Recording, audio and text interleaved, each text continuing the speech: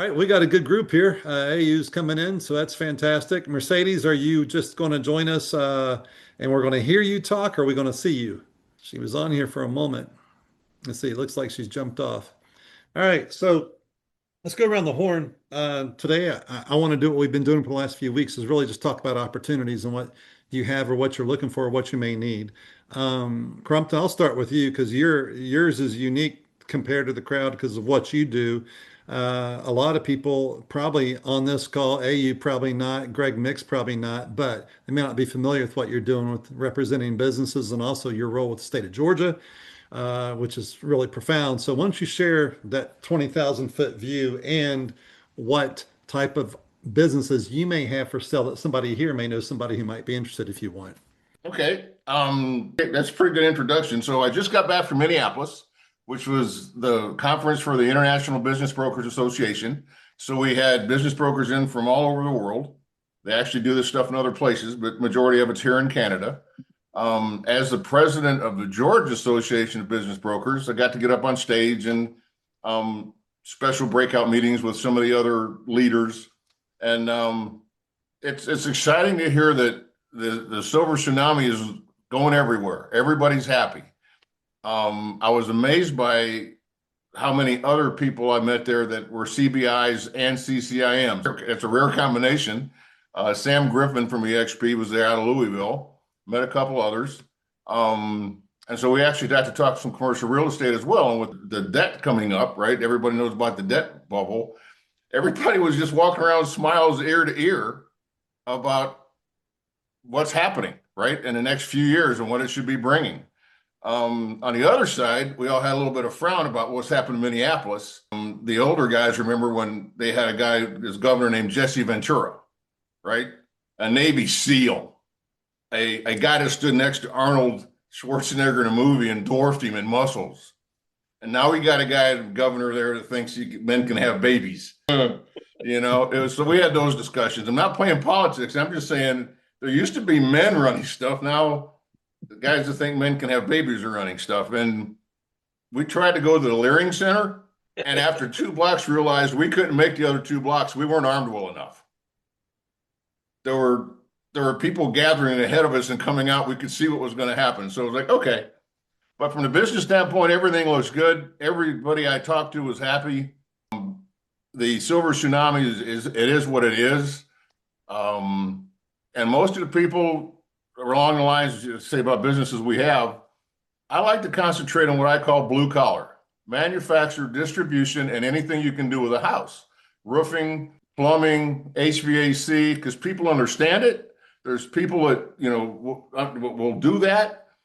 AI is not going to hurt it. The internet's not going to hurt it, and banks love it. So it's easy to finance. So we generally have those, but we don't have them long. They go pretty quickly.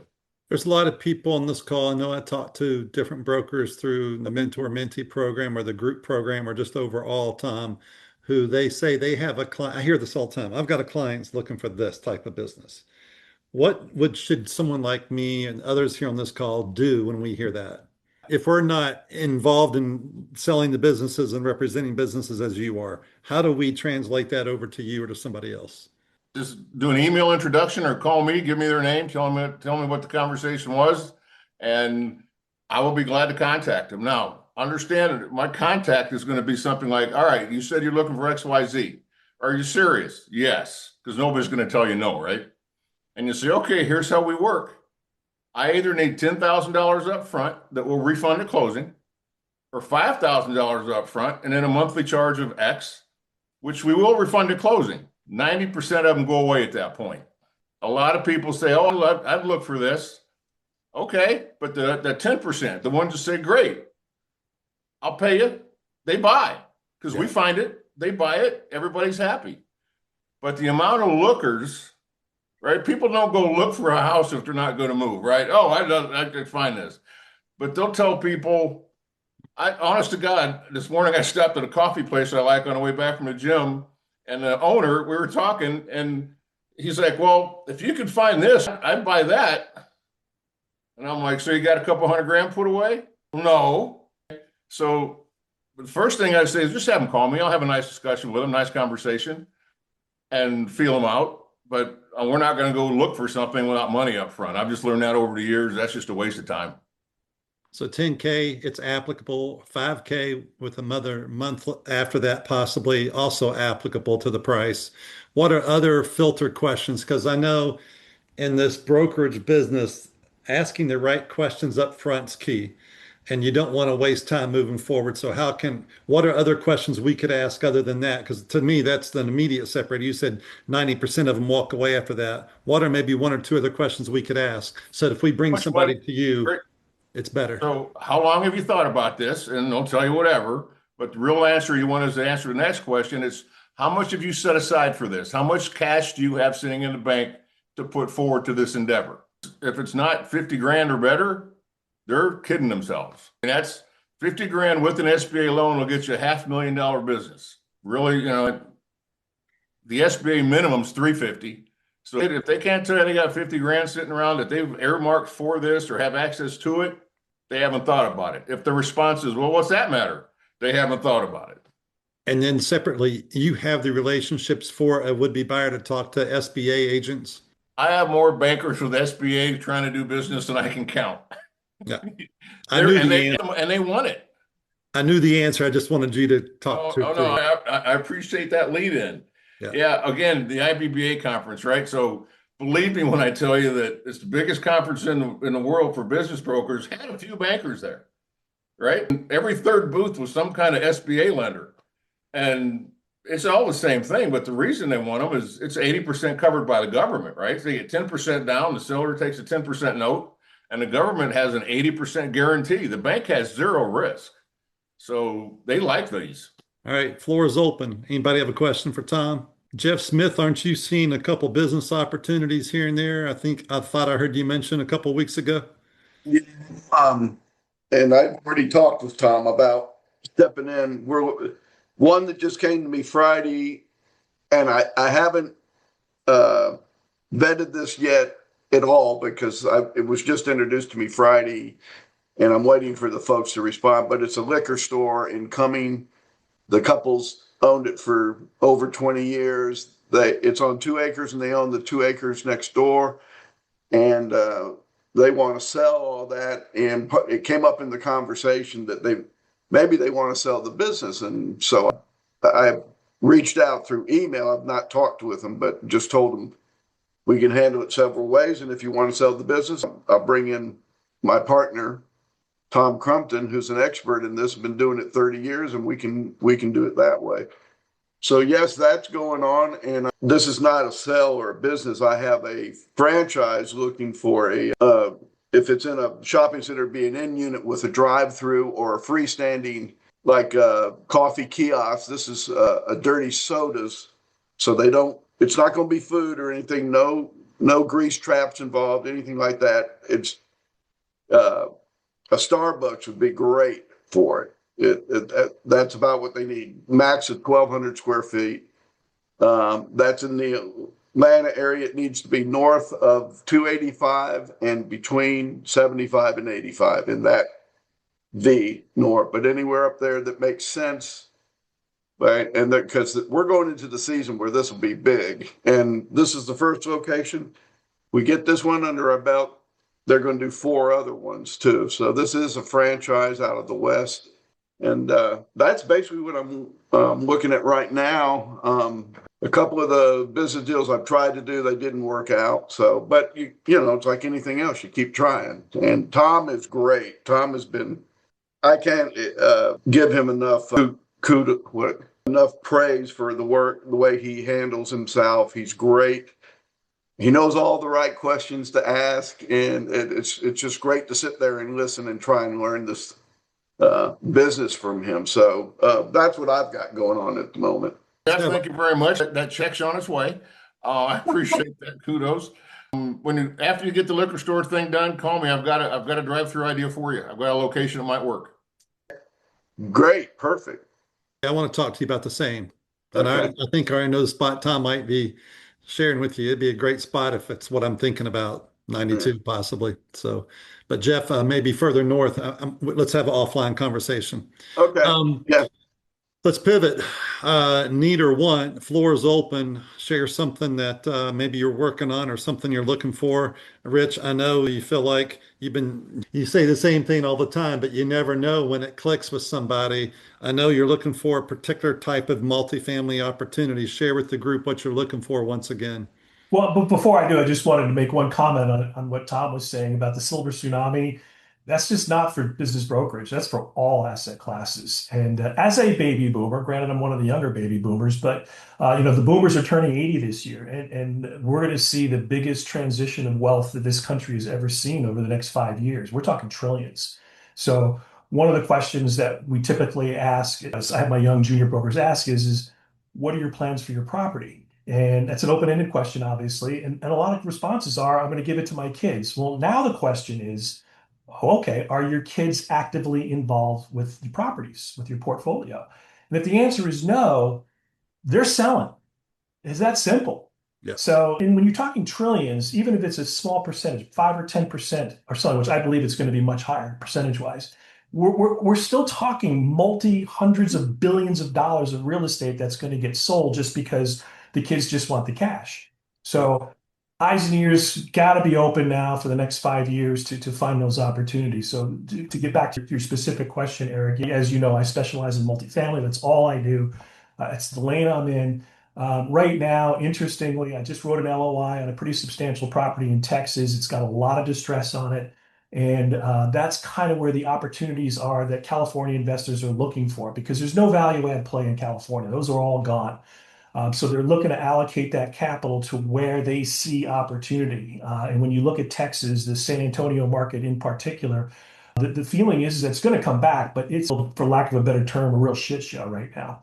But that's where the opportunity is. So specifically, I have a client who wants to go after anything he can get his hands on in San Antonio. So I did an email blast. I've got a bunch of stuff that came across my desk last week that I'm currently going through and vetting the deals and handing it over to. I've got a client in 2 exchanges. So we'll see how that goes. We'll see how the existing LOI goes. We'll see where the opportunities come up. But one opportunity came up that is even more distressed than the deal I'm working on.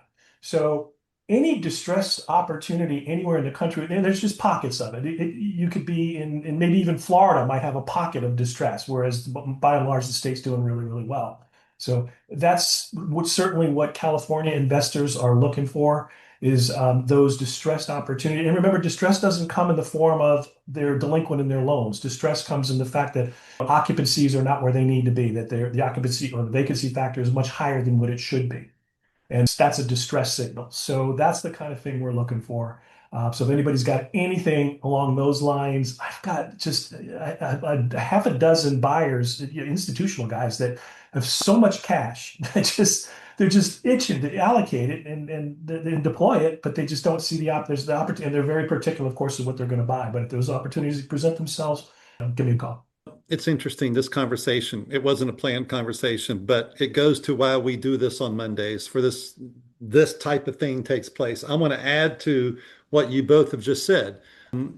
I've been over the last 8, 10 weeks brought into some off-market type opportunities, and it's led to where Tommy Bracci and I are doing something collectively together. But with that said, from mines that are being sold off market to hospitality properties are being sold off market to multifamily are being sold off market. And Rich, one just came across my desk from San Antonio. So let's follow up on that, okay?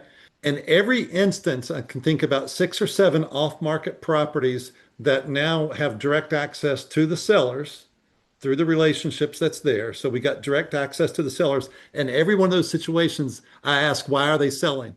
And every one of those, I hadn't thought about it until what we're doing here. They've all said because the senior's old and he wants to empty his portfolio and his family's not participating, which speaks to what Tom was just saying and speaks to what you just said, Rich. So it is happening in many ways. And those, in some cases, they are businesses being sold, but sometimes they're just selling the asset and they're shutting down and they're walking away. So they all are interrelated. Ayo, Mercedes, Mike, and Greg, how can you add to this conversation, or what's a need or request that might connect to what's being discussed here? Well, I'm interested in multifamily as an architect. I'd love to get some of that work in. I think the predictions are good the way the economy's heading.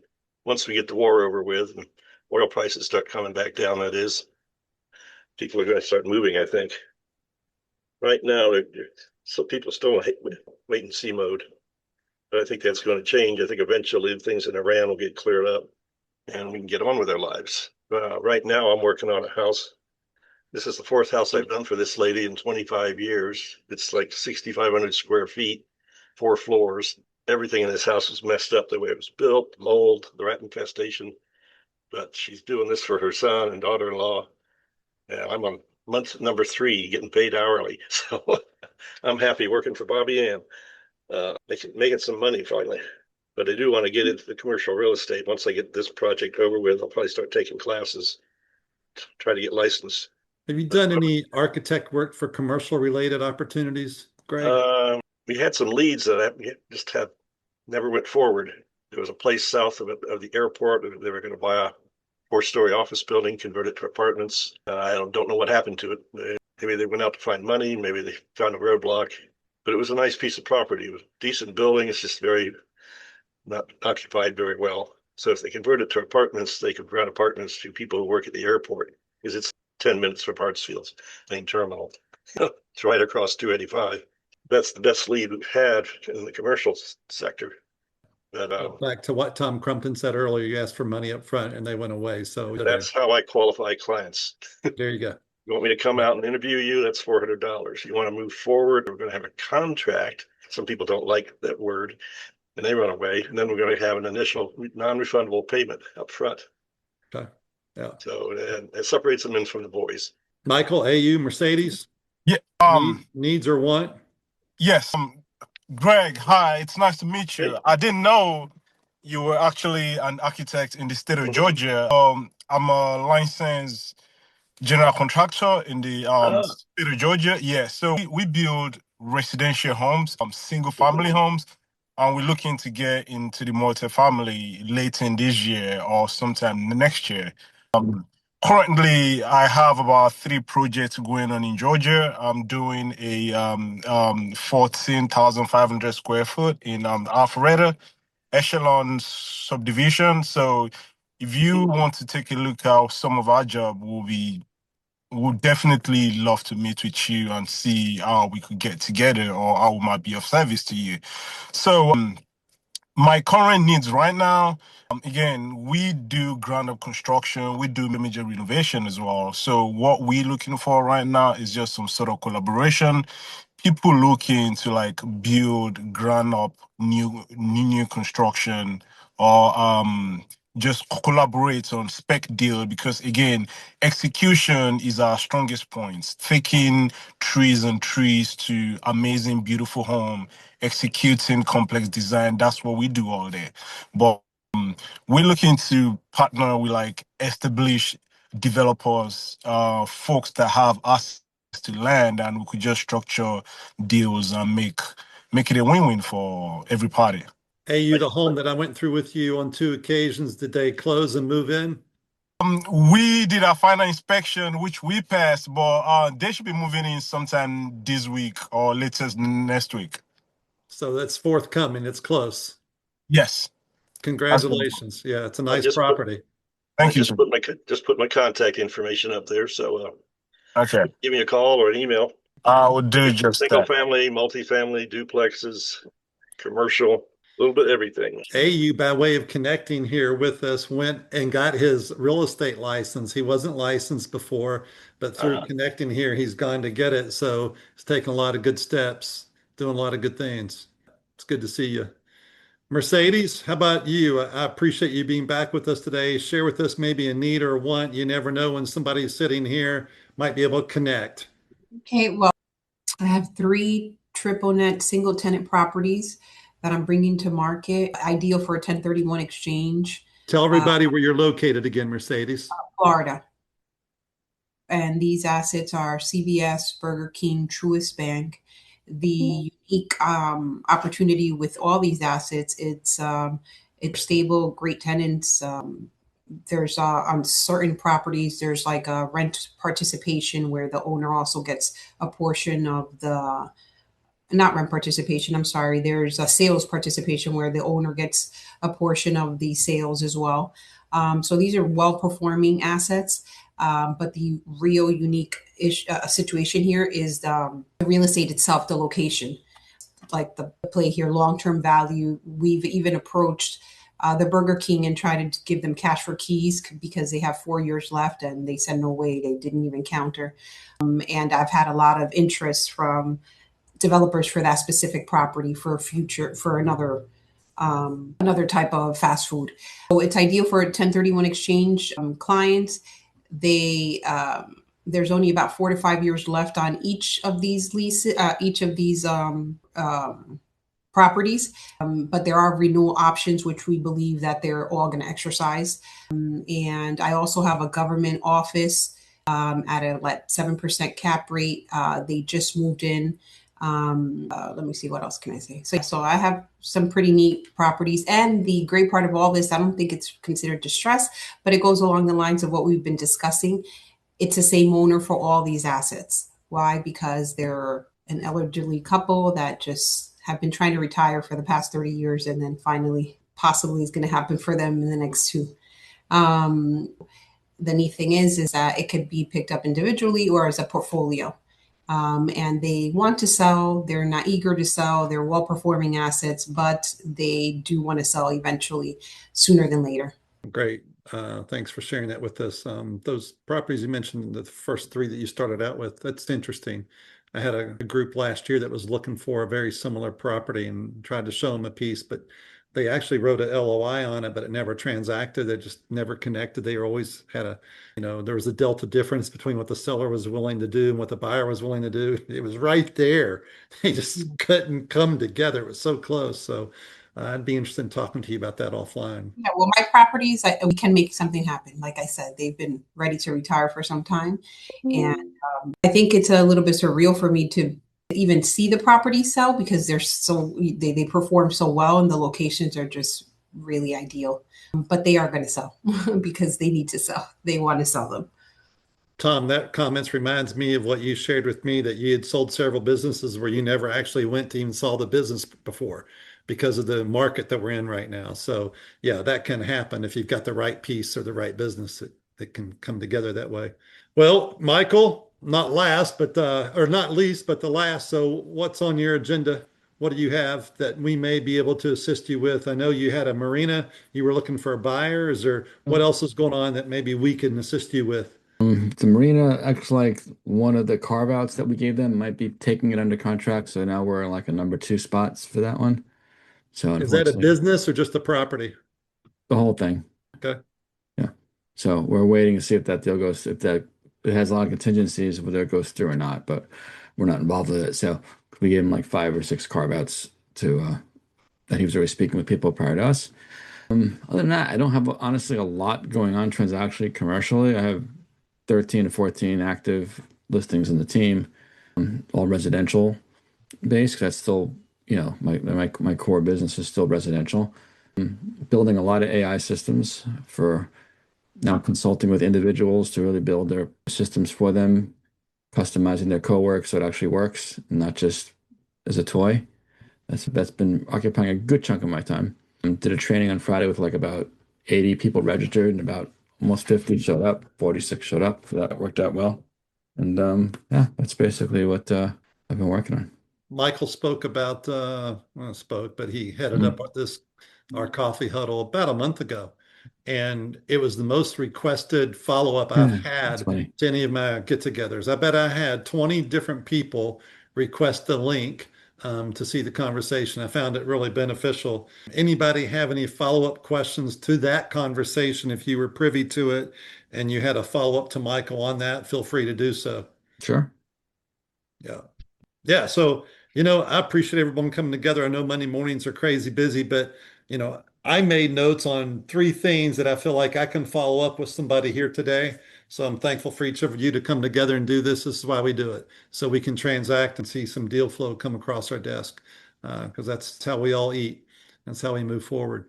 TC, I'd like to follow up with you. Maybe we can grab that beer. Never say no to a beer. give me 60 more seconds real quick. Yeah. All right, so I want to point something out here. When you find a business and a building with the same ownership, and the owner says something like, well, we're going to sell the business, but we're going to keep the building, there's some reasons not to do that. One is whenever they go to sell that building, as Rich will back me up on this, I'm sure, funding takes 40%, right? A commercial building is a 30 to 40% cash input, equity input before a lender looks at it. If you do the business and the building, it's 10%. It can get as low as 5%. So now you have money coming in. They take a 25-year note, they do 5 or 10% down because the bank's covered, right? The bank's covered by the SBA guarantee and they have real estate. Building. Yeah. And nobody will overpay for a building more than the guy that wants the business. The second thing you tell them is, so you're going to sell your business to somebody who doesn't know your business, and you're going to trust them to keep it working because that's your tenant, right? Yeah. Don't tell them they won't pay the rent. Let's just let them figure that one out.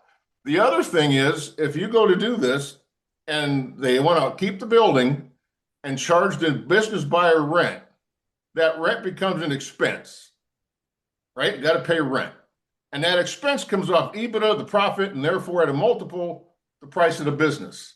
Yeah. This doesn't make any sense, but if you do it together, the bank doesn't count the mortgage payment as an expense.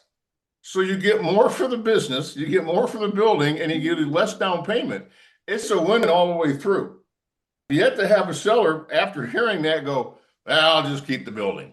Asking the right questions. Rich, No, just I wanted give to them that tell you, information because, by saying, okay, I'm going to keep the building and charge rent, you just shot yourself in the foot on your business value. And you made it harder for somebody to buy your building later because, that's 30 to 40% equity and really stringent credit guidelines. hey, Rich, before I go, I wanted to tell you, before I got on this call this morning, I was on with Danny Bricky, who's our broker in Arkansas. You probably already know this, so I'm just throwing it out there. He did mention that he had two multifamily units for sale there in Arkansas. And I don't know anything about it because I don't do that, but that's something he mentioned and that might be right up your alley, or maybe you already know about it, but you might want to talk to Danny. Now, I don't want to sound like an arrogant Californian, but Arkansas is not on anybody's radar. But here's the thing. Here's the thing. One thing I learned a long time ago, everything's got a price. And if it's big enough and it makes sense and it pencils out, there might be some money behind it. So I would Right. love to take a look at it and really appreciate you bringing it to my attention. Okay. Take care. Yeah, and that's just back to why we're here, right? You need to know Right. what somebody else is looking for, and it might come up in a conversation. I was having a conversation the other day, and somebody mentioned there was some equipment available, and they just continued. Well, I hit the pause button. I said, "Tell me about the equipment," because I came from a background where I knew a little bit about equipment. So I paused on that and asked the question. That led to an opportunity that is now really, growing some legs. So here you get to find out what someone's doing, what someone's looking for, and you can connect to it. So I look forward to seeing each and one of you next week, unless somebody else says anything else to follow up with. Floor is open for the last words, and let's go have a great week. Anybody want to share one more thing? One more request? All right. Sounds great. It's good to see everybody's smiling face. Have a great week.